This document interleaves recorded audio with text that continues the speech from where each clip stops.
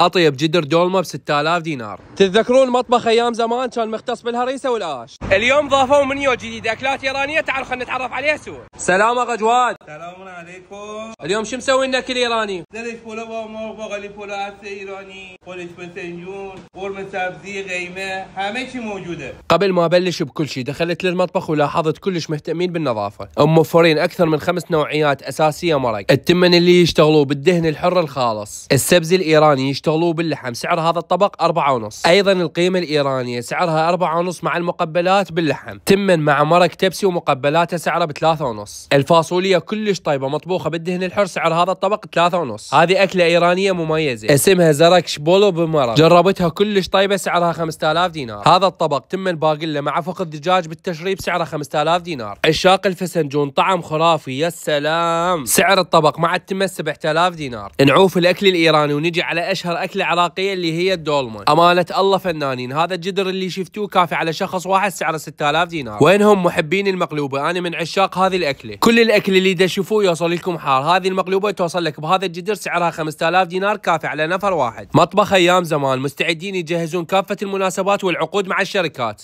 ملاحظه المطبخ فقط يبيع سفاري، وهذه ارقام التوصيل وتعادل لكم العنوان. اليوم كنا يم مطبخ ايام زمان، عنوانهم كربلاء، حي الموظفين مقابل متنزه ابو ياسر الشكرشي. انتظروني بفيديو جديد، تحياتي.